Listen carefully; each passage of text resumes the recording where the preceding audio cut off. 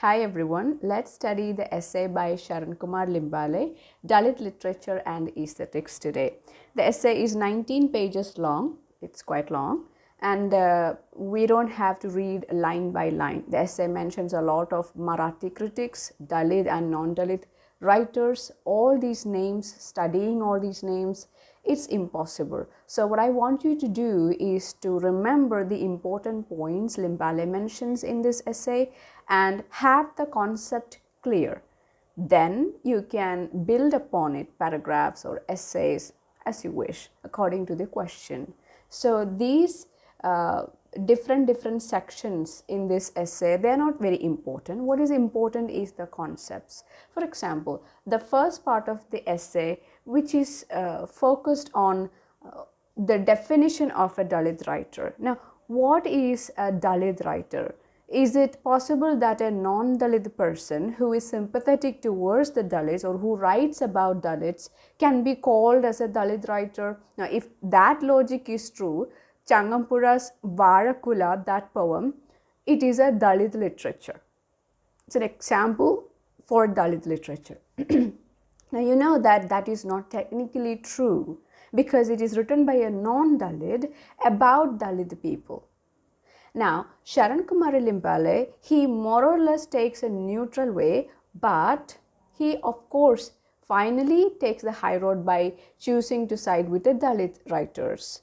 So he discusses each side of the argument here. So who is a Dalit writer? The first concept that is discussed in this essay is that who is a Dalit writer? What is a Dalit writer? How do we define a Dalit writer? So the one side of the argument by the non-Dalits is that a Dalit writer can be anybody who has a sympathetic approach or a view of Dalits. This is one side of the argument. The next side of the argument is that no, a non-Dalit person can never be a Dalit writer just because he shows some sympathy towards Dalits in their portrayal of characters. No, he has to be born as a Dalit because only if he has that unique Dalit consciousness, he'll be able to write Dalit literature. Now, Limbale says that he, of course, sides with the second side of the argument. That is, that the Dalit writer has to be born as a Dalit. He should have that unique Dalit consciousness. So, why does he say that? Because there are Marathi, we always mention Marathi critics here because Limbale is writing on the background, with the background of this Marathi literary critical discussions that happened in Maharashtra. That's why you always see the names of Marathi critics here. So he says that there was a conflict between these two groups of people about defining what is a Dalit writer. Now finally he says that the second version of the second side of the argument makes more sense because the Dalit person, only a Dalit person knows what a Dalit person goes through, what all things he endure in his lifetime. And non-Dalit person can never understand. And please remember when I mentioned M.T. Vasudevan Nayar's novel Manya. Even though M.T. is a man, even though he writes like a woman in the titular not titular character, in that protagonist self, we feel like it is almost a woman, but there are a few things missing, of course. So a woman writing as a woman and a man writing as a woman, both are different, no matter what you say, what we say. It's just like that. So a Dalit person has to be born as a Dalit in order to have that unique Dalit consciousness. Only then that piece of writing will be Dalit literature. So this is the first concept, that is number one. Now let's see where do we find these points here in the essay. You can go to first page and also you can check the second page. Then you will get the idea of the first concept and you can read, of course, more about it. He talks about it and he elaborates the reasons also. Now, the second important concept in this essay is how do we appreciate Dalit literature? Now, there are again two sides in this argument. The first side, the non-Dalits say that Dalit literature has to be measured with the same yardstick that we use for every pieces of literature. Now, their explanation or their reason for this argument is that if Dalit literature fails when they are tested with these yardsticks, that means it is not good, because if somebody tries to apply the rules of middle class or these Western rules of aesthetics, it is to be fit, it is to be suitable for every piece of literature, every types of literature out there. Now, if one particular kind of literature fails to be measured in this aesthetic rules, that means there is something wrong with that literature. See, very easy to underestimate Dalit literature. Now, Limbale says that there is also a different side to this argument. That goes like this. In almost all the world, piece of literature, work of art is appreciated based on the pleasure element it gives to the reader or the observer. Art is supposed to make the observer some kind of, to give the observer some kind of pleasure, or reader kind of a pleasure. So it is a pleasure element. Now, Limbale says that, okay, if pleasure is supposed to make you feel happy or give you some sort of satisfaction, why not pain? Pain is also an element. Pain is also a human emotion. So like pleasure, pain is also an important element, is an important artistic value. If that is true, Dalit literature is full of pain, because they are born in pain, they live in pain, their childhoods are spent in pain. They are given pain by the non-Dalits, by the caste people. If that is true, because their literature is based on this one single emotion, that is pain, you should not underestimate that literature, that is calling that is not suited or that is not a good standard literature because it doesn't give you pleasure. And he says, how can a Dalit work or Dalit literature give pleasure to the reader? Because the Dalit person himself or herself undergoes a lot of pain. They can only write about their pain. There is nothing going on in their consciousness. So always their literature will be based on the pain. So that pain also must be counted as an important artistic value. If that happens, then Dalit literature is also possible to be measured by the yardsticks of the aesthetic rules, the artistic rules, whether it is the Sanskritized, the upper caste rules, or the westernized rules.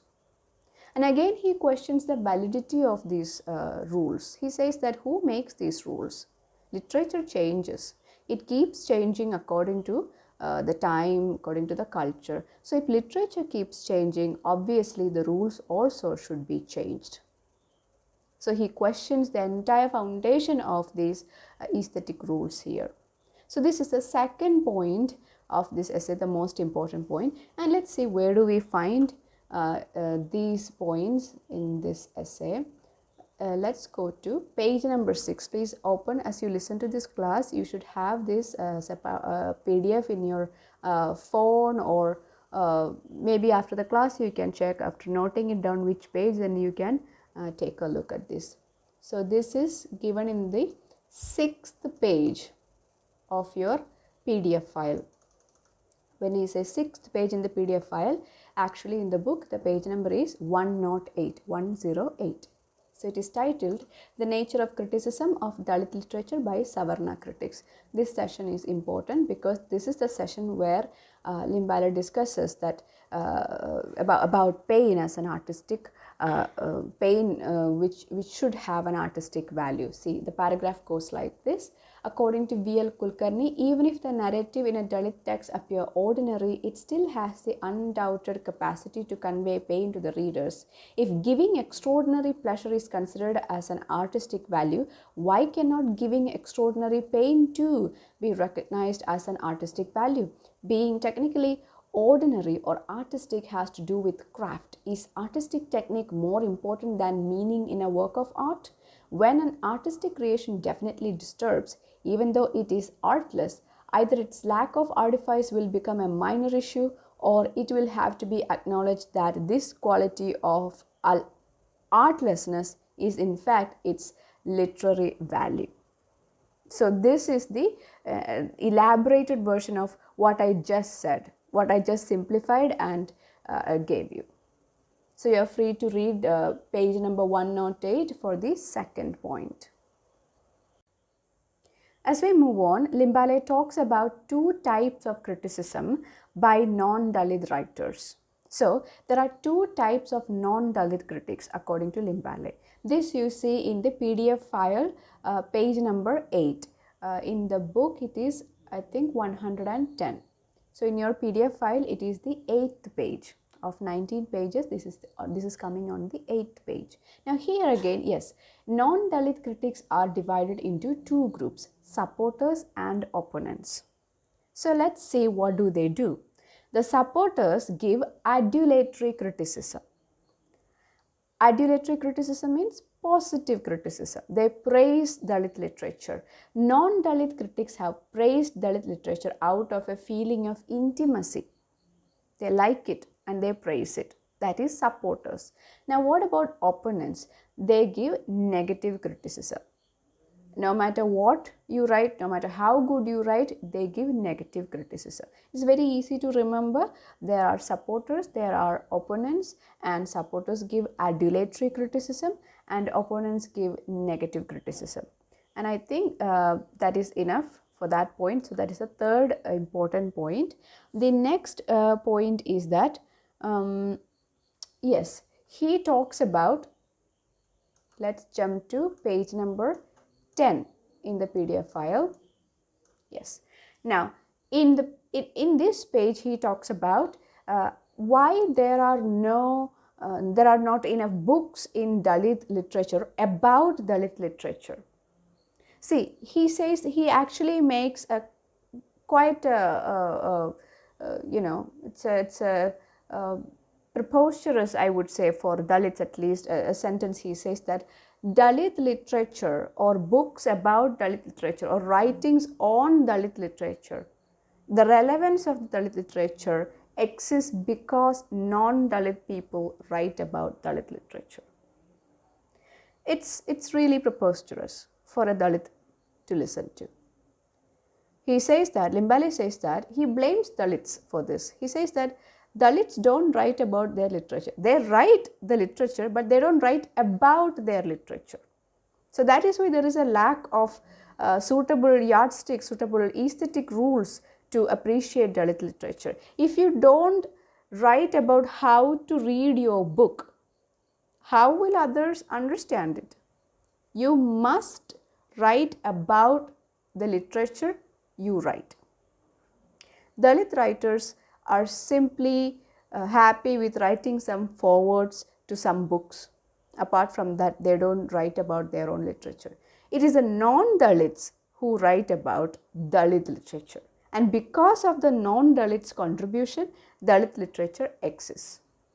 It's not actually a compliment to non-Dalits, you should understand that. It's not a compliment. He's actually blaming the Dalits, his own community, for not writing about their literature enough. So that is fourth most important point in this essay. So that is coming under PDF file on page number 10. Now let's move on. Now he talks about the idea of beauty in Marathi traditional literature or conventional literature. Aesthetics of Dalit literature. That session is passed and now we are jumping to page number 12. Aesthetics of Marathi literature. Now there you can see a session subtitled pleasure as aesthetic value. This is a repetition of what we just discussed just before about the pain and pleasure aesthetic artistic value as two emotions with which are to be counted as artistic values. This is a repetition, actually an elaboration also. He says that in Marathi literature they find pleasure with artistic value, so they must find pain also with artistic value. So this is a repetition of the point. We should not discuss anything more than that. And then we jump to page number 13, where he discusses Rasa theory and Dalit literature. Now this is also an important point that you should remember. Yadunath Tate has proposed that with Acharya Javadekar having recognized revolt as the 10th rasa, cry should be accepted as the 11th rasa. So this sentence is quite tricky because what is relevant for you is that Yadunath Tate suggests that lamenting, crying should be accepted as 11th rasa. So this is how you can talk about this point if there is a question in the exam. Dalit writers like Yadunath Tate says that lamenting should be included as one of the rasas or an additional rasa to the already established Navarasas. Navarasas means 9 rasas. You know what are the 9 rasas. I am not going into that. So he says that if revolt can be accepted as 10th rasa, obviously cry also can be accepted as the 11th rasa. Because if you include that emotions of pain, then it becomes a part of the established custom with which you can appreciate the literature. It is because that pain principle is absent in the Navarasas, they say that it is not included, so it cannot be numbered as a good literature. So just include that element, then the literature will be fit to be discussed along with the mainstream literature, the Savarna literature. So this is the this we are actually going to the end of the essay. Now I want you to come to the page 15, page number 15 in your PDF file. Limbale talks more about Dalit literature here. The middle paragraph, let me read it. All Dalit writers are inspired by revolutionary Ambedkarite thought and articulate life-affirming values in all their literary creations. However, Dalit literary works cannot be accepted as beautiful for these reasons alone. The standard of a work of literature depends on how much and in what way an artist's ideas embedded in the work affect the reader. Dalit writers will have to decide how best to express Ambedkarite thought in their literature. So here onwards you can see that Limbale tries to define or tries to suggest to Dalit writers how to write good literature. Now this is not a definition given by a non-Dalit. This is a Dalit trying to give definition to a good Dalit literature. Now first of all he says that pain has to have some artistic value in order to appreciate Dalit literature. Second, he says that a Dalit literature should reflect the ideas of Ambedkar. That is important. Now let's see how he talks about it more and more. Now we are going to talk about what constitutes beauty in Dalit literature. Now I'm going to skip a few pages.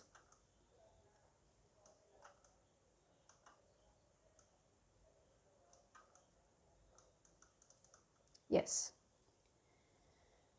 On page number 17, you can see that freedom as aesthetic value.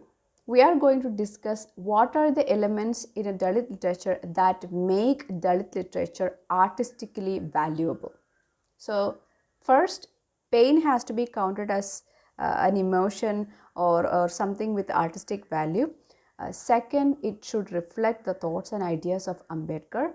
Third, it should talk about freedom. It should spread the idea of freedom. Then again, it goes on. And you can see that the three values of life, this is on page number 18 in your PDF file, on book page number 120. Now he says that the three values of life, equality, freedom and solidarity, can be regarded as constituting the essence of beauty in Dalit literature. This is a very important point. You must remember. If you can underline it or make a little note of this, please do that. It is on page number 18 in your file. The three values of life, equality, freedom and solidarity. These decide the value, the beauty of Dalit literature. So what constitutes beauty in Dalit literature? Equality, freedom and solidarity. And apart from these three, the first 2 points that he says that pain has to be counted as something with artistic value and it should reflect Ambedkar's thought. Again, you have a repetition about Ambedkar. Baba Saheb Ambedkar's thoughts are the inspiration for Dalit literature, and Dalit consciousness underlies the creation of this literature. Again, one more paragraph, he reminds Dalit writers about Ambedkar's ideas and how important they are to be included in Dalit literature. Then again, you have one more session called Standards of Dalit Literature. Here again, in bullet points, he gives what all things should be included in a Dalit literature, or to be noted when you write as a Dalit person, when you write as a Dalit literature. He says that the following standards can be set down for the evaluation of Dalit literature. So these are the yardsticks. He says that 1. Artists must be motivated by their experience. Yes. When a Dalit writes, it has to be from his or her own experience. 1. Second, artists must socialize their experiences. Yes, they should write about it. They should not be quiet. They should write about it. You remember in the story Madness, the speaker is not at all talking about the pain that he goes through. It's actually the story is a monologue. He's not sharing it out loud with anybody. No, it's the innermost pain actually. He keeps it secret because he can't discuss this with anyone. He can't socialize this pain with anyone. Now, third point is artist experiences must have the strength to cross provincial boundaries. That means when you are not just to sit there and talk about it to the fellow Dalits. No, you should talk about it, write about it to others from different provinces. Here, provincial boundaries here means from other communities, crossing national borders, globally. Last point, artist experience must seem relevant to all time. Just because, okay, 1940s must have been difficult. Imagine a Dalit writer is writing about the crucial stages of untouchability that he is undergoing or she is undergoing right now in 2021. We know that at least in some states things have become better actually. Yeah, there are states again following the same caste rules, but at least southern states and some other states are actually better. So we should make sure that whatever you write is relevant of all times. Of course, you can talk about the discrimination that your ancestors faced, of course, because that time it was relevant. So when you write about it, if a Dalit writer is writing in this era, 2021, he or she should address also the problems that they face in this era, should be relevant. So that is so these are the 4 important points that Limbale mentions, and in the last part, that is the conclusion, again he talks about the Savarna critics. I'll just read it out. The Savarna critics have engaged in favorable and unfavorable criticism. One group supports Dalit literature and another opposes the unquestioning approval. The latter believes that Dalit literature should be appraised as literature and not be worshipped simply because it is written by Dalits.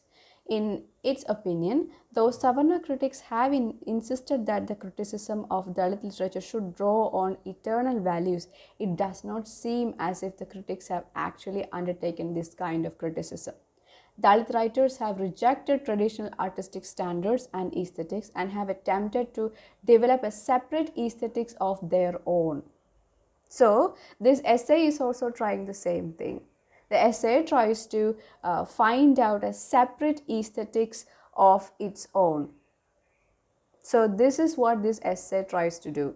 If you want to talk about this essay in the introductory paragraph or the concluding paragraph of your answer, yes, this is the word, this is the phrase. This essay is trying to develop a separate aesthetics for Dalit literature. So yes, again, I'll just conclude the essay, but there is no need to indulge in the theatrics of staking their entire intellectual prowess in proving the incompleteness and incompetence of traditional established aesthetics. What is the point of asking for the name of the village to which one is not going? Our path is different, our direction is different, therefore we should spend our energies in traveling our own path and seeking our own direction.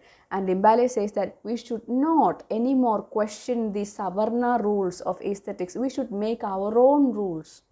Why question them? Why waste time fighting their rules? Let them analyze and praise their literature based on their rules. Let us make our rules, and based on that, let us criticize and appreciate our literature. So forget about the Savarna rules and make a unique aesthetic rules for our own, for Dalit literature alone.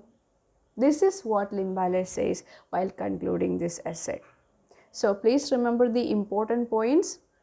The first point was what is Dalit literature, who exactly is a Dalit writer, who can actually write Dalit literature, and the second one was how do we appreciate Dalit literature? Is it by using the universal rules, or their separate rule is necessary or not? Then about pain and pleasure principles with artistic value. Pain should be counted as an element with artistic value. And we also talked about two kinds of people among the non-Dalit writers or critics. One is supporters, one is opponents.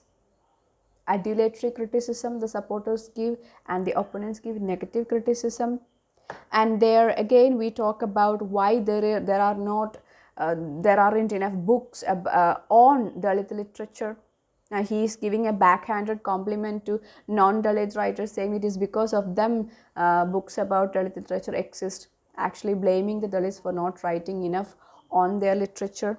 Moving on, there is an idea of beauty in Marathi literature. He defines what is this beauty in Marathi literature, and he goes on and defines what constitutes beauty in Dalit literature, about the three principles I told you. And also he mentions about Ambedkar's, the importance of Ambedkar's ideology to be reflected in Dalit literature, and also in the about the including rasa, the 10th or 11th rasa, as cry as the 11th rasa. If you can remember the person's name, some people's names, that is going to be very impressive for the exam sake, but if it is difficult, forget it. And finally he talks about need to move on, forget about the Savarna values and make your own rules. And he concludes the essay with this call to make a different path for Dalit literature, because he says that our literature, that means Dalit literature, is not their type. So let's move on. So this is how Limbale concludes this essay. I hope this was very clear and concise for you. If you have any questions, please get back to me, and I'll give you a summary after a couple of days. I'll send you a summary as well. So I think with that, this essay can be done, and it is done. So get back with your questions if you have any. I'll be here. Thank you for your time. Bye bye.